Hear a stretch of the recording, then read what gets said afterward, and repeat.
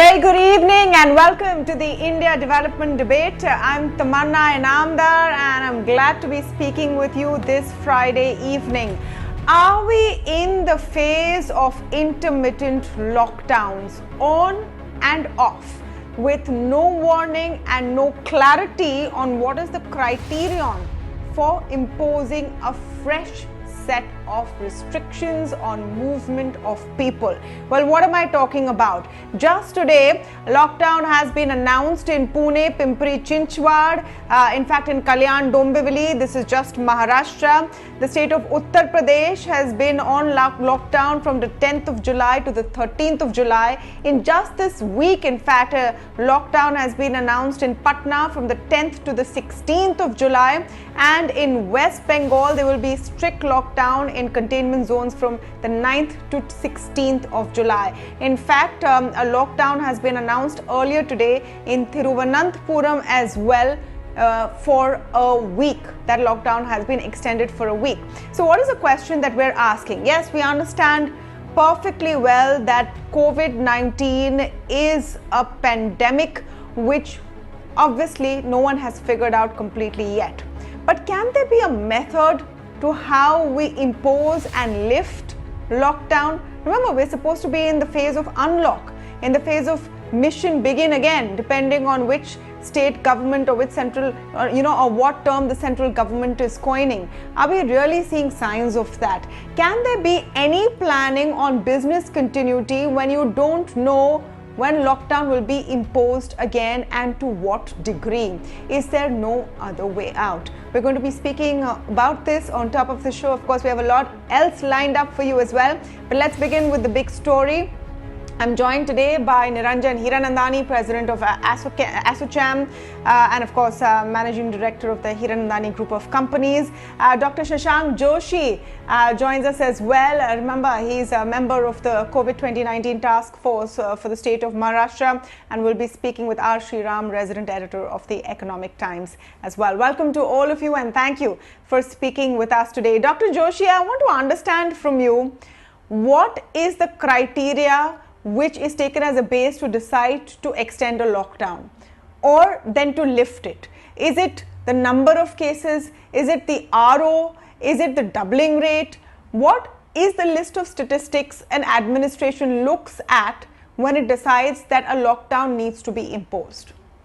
Tamanna, I don't belong to the administration, but I will definitely answer your question from a public health standpoint. We look at four figures. Number one is the most important thing is the case fatality rate. Second is, of course, the doubling time. Third is actually the absolute number of cases. But I don't think absolute number of cases really matter. Two key figures are the case fatality rate and the doubling time. So if you look at Mumbai, our case fatality rate is still high. But if you look at Pune, Pimpri-Chinchwad as well as Kalyan-Dombivali, they are exploding. And their case fatality rate is high. Their numbers are high. And their doubling rate, which had gone up, has again come down, and once that gets pulled down, then you need to do that. Remember, there are two things. Locking is a science, but unlocking is an art, and therefore, there's not going to be, you're going to see these ups and downs, and this is not unique to India.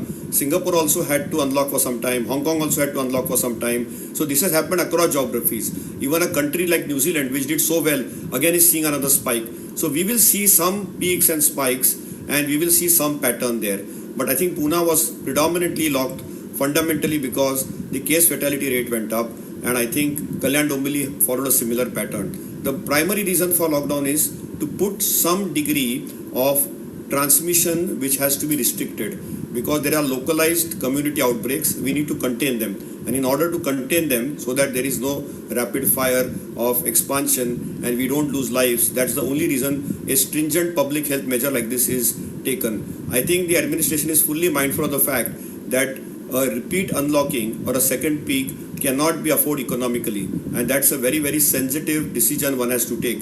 But unless and until things go out of hand and there is a red zone or a red signal that there is a likelihood of peak of deaths which are likely to occur and an explosive pandemic of high transmission, they would not do such a drastic measure. I'm just going to ask you one quick follow-up before I move to the other panelist, Dr. Joshi. When you say explosion in mortality rates, can you give us some clarity on what is that figure or what is that level which triggers of alarm in any local administration? So let me be very clear on two things, which are the yardsticks. For example, if Mumbai is to open ward by ward, the doubling rate for each ward should be more than 30 days, ideally more than 45 days. Once it crosses that and the R0 comes down below 1, we are good to go and we are unlikely to have a second peaking effect. Similarly, we want to have a case fatality rate or a mortality rate below 1%. That's our target. But if somebody is going above 5 and 6%, it's a clear cause of concern for us. So I think the falling doubling rate, the R0 going up, as well as the doubling time is coming down below 30 are clear red signals for us to get worked up about. Okay, so 5-6% of a mortality rate is a red flag. Now, you made a good point, Dr. Joshi made a good point that, locking down is a science, unlocking is an art. What about commerce? And pardon the cheesy joke on a Friday evening, but Niranjan Hiranandani, I have to come to you for that part.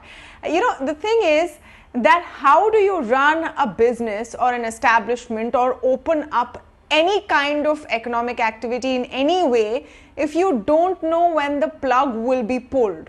And of course, another lockdown means everything shuts in our definition and how we do it, everything shuts except your essential services. So unless you run a grocery store or you run a medical store or your key government essential services, you don't know what's coming next. How does that work for a business?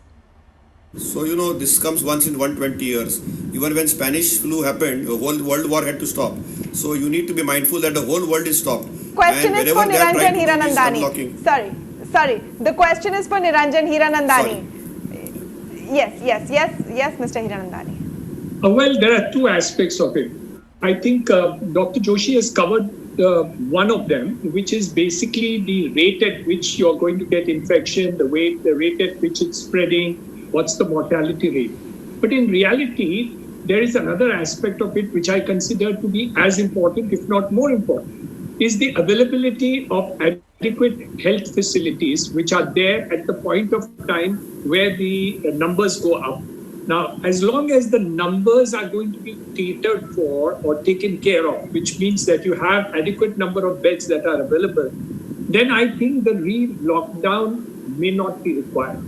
But if the number of people who require hospitalization exceeds the number of beds that are available or ventilators or medicine or whatever it is, then obviously the lockdown becomes imperative, because that means that you have a situation where you cannot handle through the hospital system, because at the end of the day, we know for a fact, unless you don't get a vaccine, this is going to continue. I mean, this may continue up to 2021. I mean, there is a good possibility of it to continue. Now, the point is that in economics, we will have to check two aspects of it. One, that once we open, if we have to close down rapidly, and Dr. Joshi is correct, that there could be situations where you do have to close down. But my view is that I don't think it's the figure which Dr. Joshi is talking about alone. That's one part of it. But if you have adequate hospital facilities, ventilator facilities, then you just have to go through it, because otherwise it's not possible. Number two, I think the number of testing needs to be increased still further.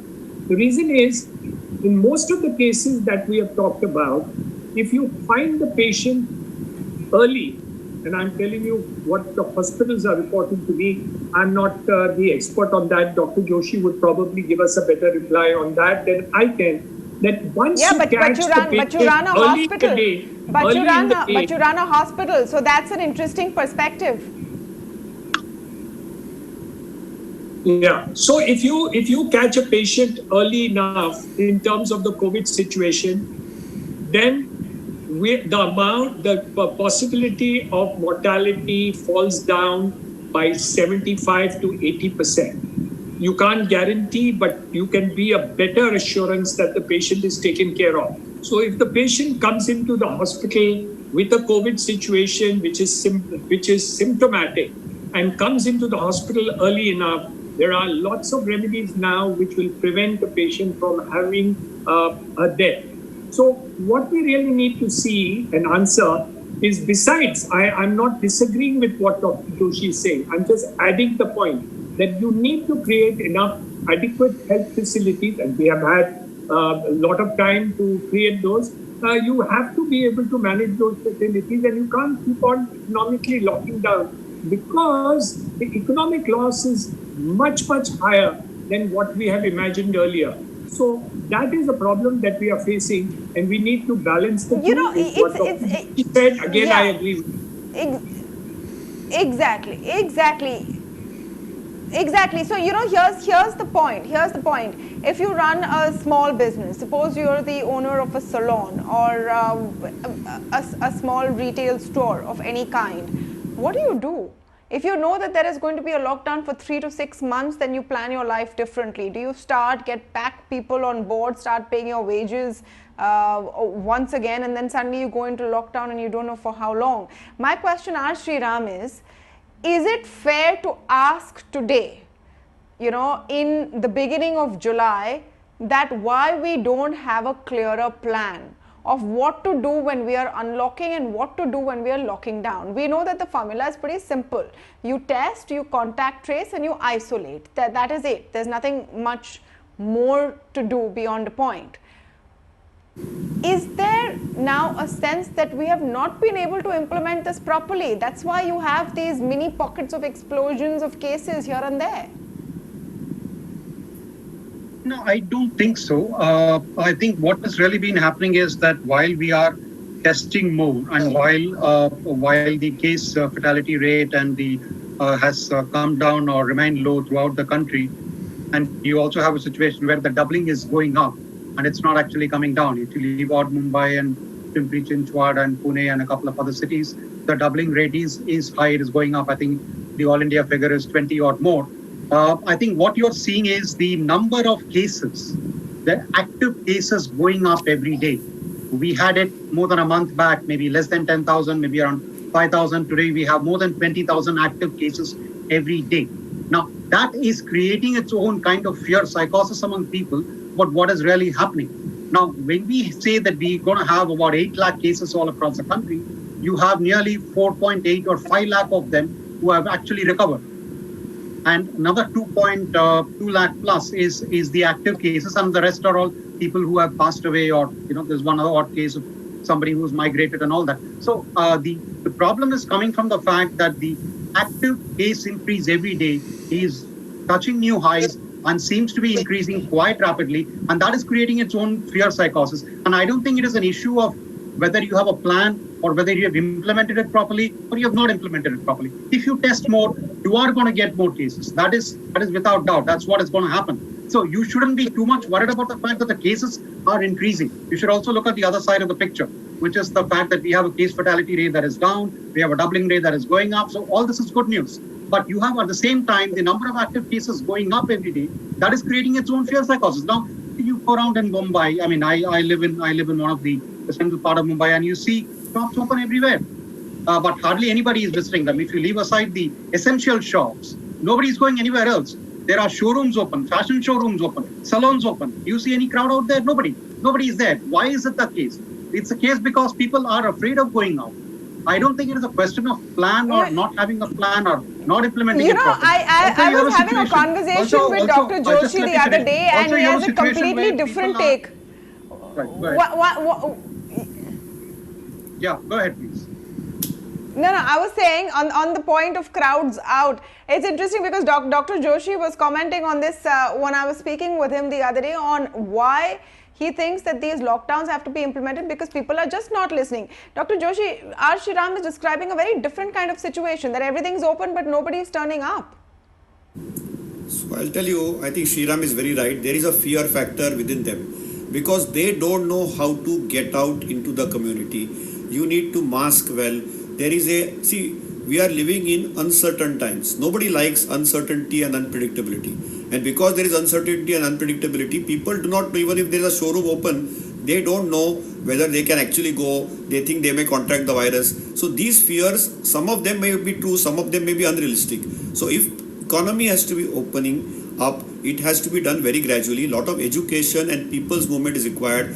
Genuine masking is required. That day I raised out a red flag because people just thought it is like lock is open and it's like a party season. Everybody was going down to Marine Drive or Carter Road, and there were absolute crowded flocks. Now that's the other extreme. And what Sriram is saying is absolutely the stark reality, that now things have opened up, malls have opened up, and there is no takers there. So we'll have to do it little gradually, the way Dubai did and some other parts of the world have done, where we have to do strategic unlocking, get them on times. Like a lot of US stores, they give them a particular time when they can visit, and that has to be done very, very gradually. I think you need to take people in confidence and start unlocking with people's movement, and not just policing or stringent measures. Those are necessary, but it is important that we take the people in confidence. But people need to mask. Their social vaccine is masking, and I still feel that stringent masking, stringent behavior has to be there on place if we really want to unlock well. No, that has to be drilled down, undoubtedly. There's no question of that. Sriram, just very quickly, because I have very little time left. Just in your view, the impact of this on and off situation as far as return to normalcy or running the economy is concerned, or getting back to business. Well, we started around May. We were thinking that if the unlock situation, if the lockdown is gradually lifted around end May and early June, and we are back to normal in July, we will have a very bad, terrible first quarter. And the first quarter is more or less gone, washed out. But we may be getting back to business by July and August. And slowly things will pick up by the time you hit Diwali and the festive season. Things will start moving up. And I think that's what a lot of people have predicted, that by the second half of this year, things will start looking up. But if you're going to have the situation where you're going to have mini lockdowns, not just ending in July, but probably carrying forward to August and maybe September, God knows, you are probably going to see that situation not panning out quite well. It's probably going to take a longer time for the economy to revive than the second half of the year. Probably you're going to have to look at it next year only. I think what we are seeing now is that we are seeing, I mean, Dr. Joshi can correct me if I'm wrong, we are seeing Delhi stabilizing a bit. We are seeing Mumbai city, well, dare I use the word stabilizing also? We are seeing a lot more cases happening in the MMR region, Pimpri-Chinchwad. We are seeing cases going up in Karnataka, Telangana, Andhra Pradesh is a big number today or a couple of days back, West Bengal, Uttar Pradesh, Bihar. Now, you're going to see more of that happening over the next month or so, I assume, because as people move around and as, the old people, the cases of who have traveled Mumbai and Delhi, they reach the villages. I think that's going to be a real problematic scenario. That's really going to be an issue. I think you've got to be really careful. And if this number of cases keeps going up and the mini lockdowns keep happening, you are probably going to see a bit of a washout in the second quarter as well. Yeah, so it's a tricky balance, and I think if there is a clarity on what that mini lockdown is going to be achieved, what are you going to do in that 1 week or that 10 days, and what do you hope will be the outcome, that will make the situation easier, perhaps. Just before we wrap this, to tell you that the data coming in from Productivity tells us that in the best case scenario, in most states, you will see the beginning of the peak of the disease, of the pandemic in mid-September. Worst case scenario, it is in mid-October. That is the beginning of the peak. So we are some way away from the end of this. Till then, just brace yourself and stay safe. Thank you so much to all of you for joining us on the first debate this evening. Thank you. Thank you. Thank you.